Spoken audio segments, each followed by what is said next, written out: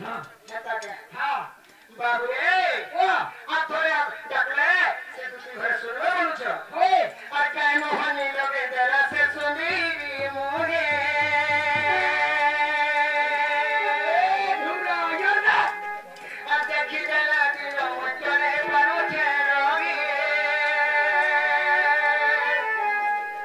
আর কেন হানি লগে দেরা সে শুনিবি মোহে আর দেখি দেলা দিল মজরে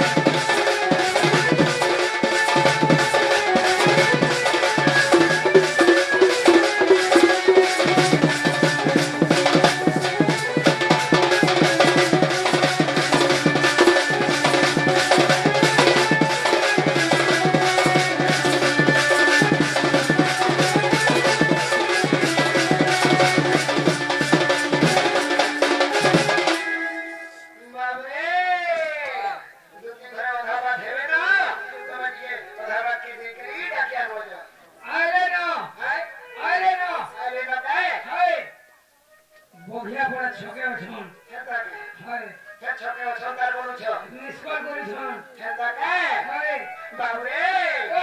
आवाज सीताराम आ गया अब तो नार की पूरे गाँव में सीताराम भाई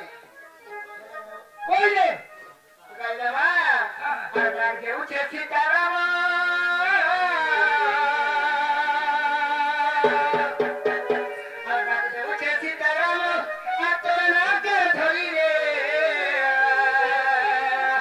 आगो मोटो पीछो तुई बाबरे राम सीता लगी जनता पागल हो चे ओए मोय राधा लगी हंता हो गया बिना फिर राधा लगी हंता है राम सीता लगी हंता हो गया हंता क्या शकेमनी हंता का अरे डाल के उठे सीताराम